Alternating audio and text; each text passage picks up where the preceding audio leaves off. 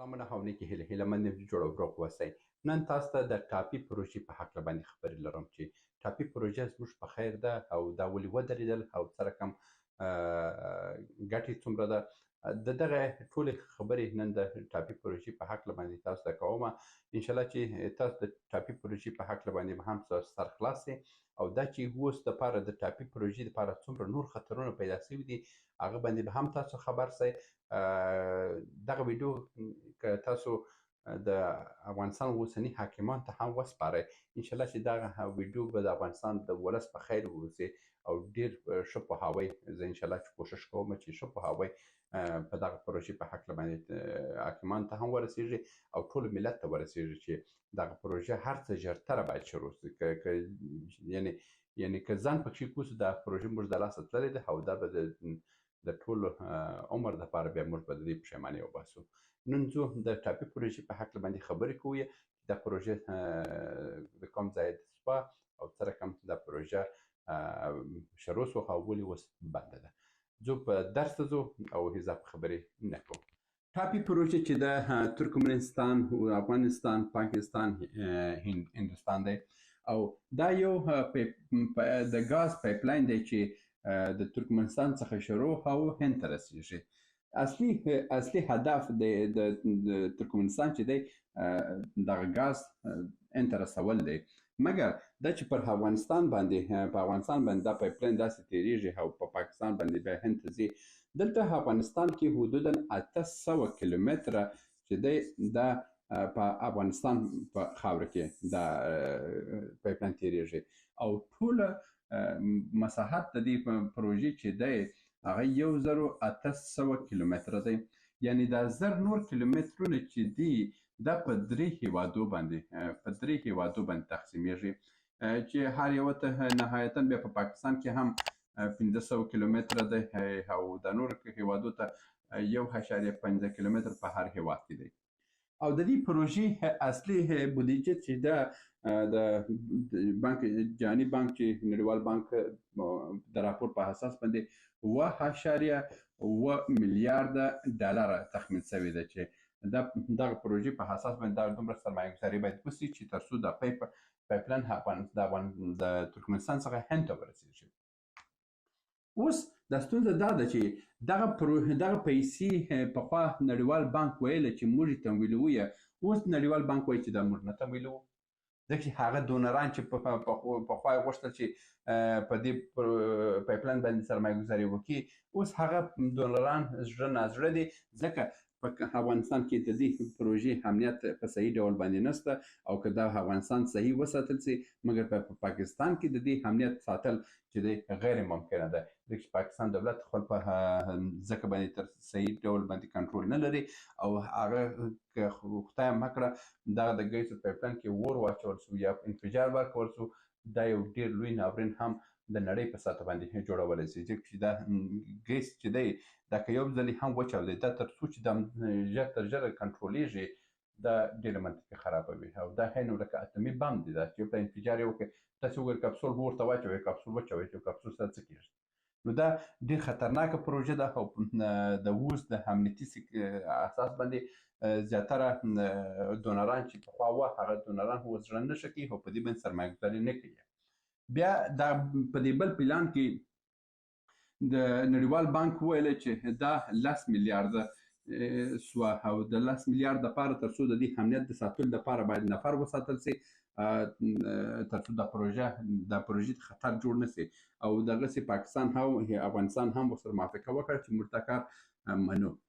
بیا په دې اخر وخت کې د هند مشران چې دي د هند اقتصاد پوهان وایي پر دې پروژې باندې 20 میلیارده ډالره مصرف راځي، یعنې 20 میلیارده ډالره مصرف راځي تر څو چې دا پروژه د ترکمنستان څخه شروع شي او دا هند ته ورسېږي او دا هر کال افغانستان ته هم مالیه ورکړي، پاکستان ته هم مالیه ورکړي او د دې په امنیت ساتلو لپاره حدودا په افغانستان کې 15,000 نفره پکار دي، 15,000 نفره، یعنې په هر څو کیلومتره کې باید هلته پوستې جوړې سي، هلته امنیت باید جوړ سي، هلته باید دا یعنې لوړ مصرف په افغانستان کې کېږي.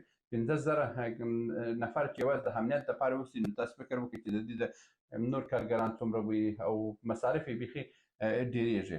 او همداسې دغه پروژې چې ده د 20 میلیارده که اوسي یا په عموم ډول باندې اوس زیاتره دوی وایي چې یاره 10 میلیارده به وي. همدا 10 میلیارده اوس نړیوال بانک وایي چې دا ډونران ورته نه پیدا کېږي. ترکمنستان نهایتا کوشش کوي چې دا خپله یو ډول د پیسې پیدا کړي، ځکه چې اصلي پیدا کوونکي د پیسو چې دی ترکمنستان دی. ترکمنستان خپل جنس راوړي پر هندوستان باندې خرڅوي. هند وایي چې وروره رایه وړه تر ما پورې راورسوه، زه تا څخه استفاده کوم، او چې تی تر ما پورې ونه رسوي زه به څه رقم استفاده کوم. نو اوس د هندوستان چې دی په پور باندې د ترکمنستان ته یو څه پیسې ورکوي، مګر دلته اوس یو بل کیسه هم په دې ټاپي پروژې کې شروع شوې ده. هغه دا ده چې په دې ورځو کې قطر هم راژوندی شوی دی. د امارات ته ویلي دي چې دا کوم تونل چې ته د ریل دپاره کشوي هندوستان ته، زه د دې لارې څخه زه د ګاز پایپلاین اخلم او دغسې ستاسو د تونل سره زه هندوستان ته ګاز تېروم. همدا اوس هم 50% د هندوستان ګاز چې دی دا ټوله قطر ورته تېروي او دا په لیکویډ شکل باندې جوړوي.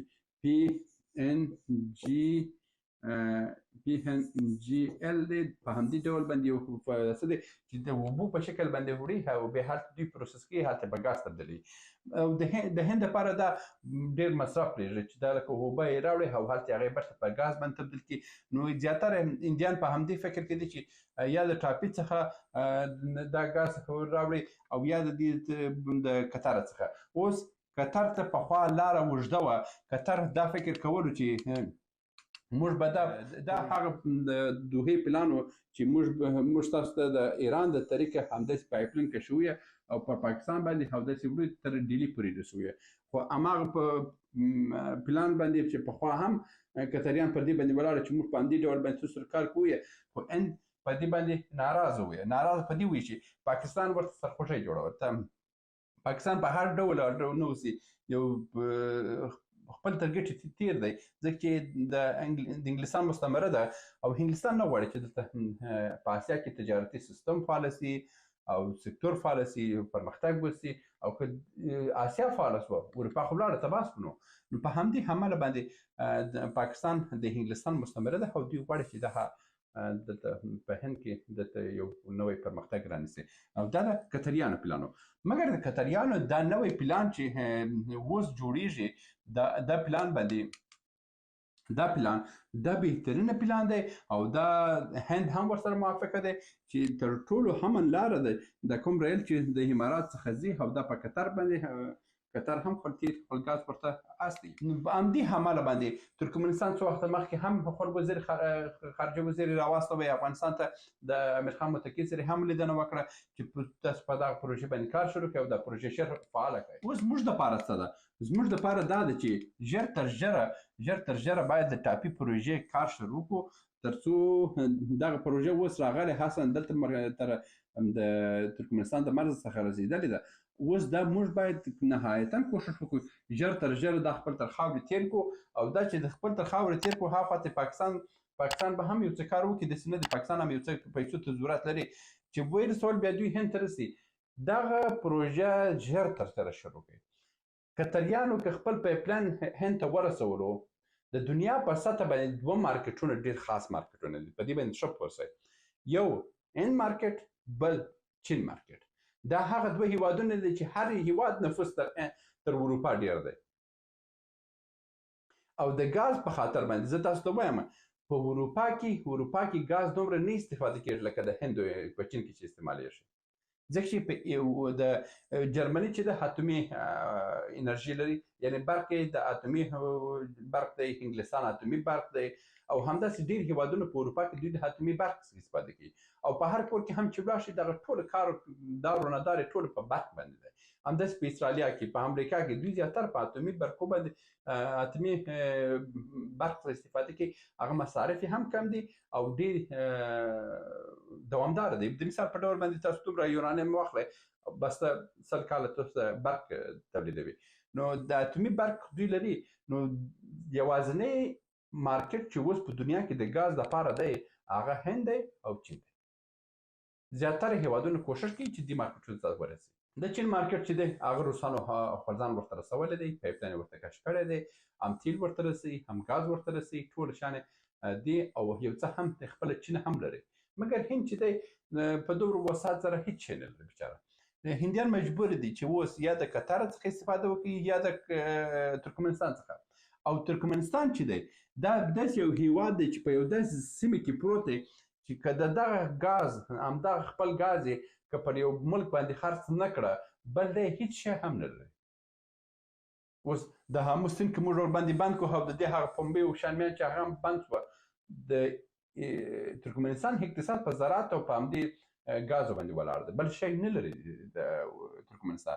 نو د همدې امله ترکمنستان نهایتا کوشش کوي چې ځان د هند مارکیټ ته ورسوي، او که د هند مارکیټ ته ورسولو نو دا په ترکمنستان باندې هم ترکمنستان به هم جنت جوړ شي او زموږ افغانستان به هم جنت جوړ شي. ځکه چې دلته موږ ته هر کال هرات، فراه، نیمروز، کندهار، هلمند او دا ولایتونه چې دي ولایتونو ته د پایپ لاین کې حق ورکول کېږي چې دوی وسې کړی دوی پایپ کشي وکړي او دوی اندازه حق چې هر څومره دی او دا قرارداد کې هر کال تغییر او تبدیل راځي. همداسې د ګاز څخه موږ استفاده کوو، په همدې ګاز باندې بیا موږ کولی شو ځان ته کارخانې جوړې کړو. او د دې لپاره د هرات، فراه، نیمروز، هلمند، کندهار دا هغه ولایتونه دي چې د شمال زون څخه لیرې دي او موږ دې ته بیا پایپ لاین نشو رسولی. د همدې پایپ لاین څخه مفت استفاده کولی شو. نو دا پایپ لاین د لاسه مه ورکوئ، قطریان ور روان دي او که قطریانو کار ونه کوي بیا اوس ایرانیانو بله پروژه شروع کړې چې د بندر عباس او دلته دا درې ایران شهر څخه دوی ګاز اخلي او ډیلي ته استوي. دلته خو لیویان پراته دي. اوس ترکمنستان هم دی، ایران هم کوشش کوي او قطریانو لاره چې د منطقي لاره ده او که قطریانو ځان ورسولو نو په دې پوه سه چې نور ټاپي پروژه بالا بنده ده. او د ټاپي پروژې په هکله باندې هم تاسو باید ځان پوه کړئ چې یو کتاب رزاق مامون لیکلی دی د افغانستان در آتش نفت. هغه کتاب ولولئ نو تاسو به پوهیږئ چې دلته هم زموږ حاکمان هم د یونیکال کمپنۍ تر کنټرول لاندې د امریکا تر کنټرول لاندې او امریکایان هم نه غواړي چې دلته ترکمنستان عاید پیدا کړي، خو د ماښام ډوډۍ پیدا کړي، افغانستان د ماښام ډوډۍ پیدا کړي، پاکستان د ماښام ډوډۍ پیدا کړي. دا چې ماښام ډوډۍ پیدا کړه خو بیا آسیا جوړه شوه، اروپا او امریکا تباه شوه. نو دلته ډېر لاسوهنې دي او که واقعا هم د اوسني حاکمان د افغانستان په خیر په فکر کې دي ژر تر ژره دې د ټاپي پروژې ورسوي او که یې ونه رسوله قطریان ترې مخته کېږي او قطریانو لاره منطقي، اسانه، امن او هر څه د هر لحاظه هندیانو لپاره بهتره لاره ده. او قطریان خپل ګاز د دې یو بل پلان لري چې اوس دوی غواړي چې د عربستان باندې تیر کې همداسې اروپا ته هم ورسوي، خو که د هند مارکیټ ورته فعال شو دی به اروپا په فکر کې هم نه دی او د هند مارکیټ بهترینه مارکیټ دی د قطر لپاره.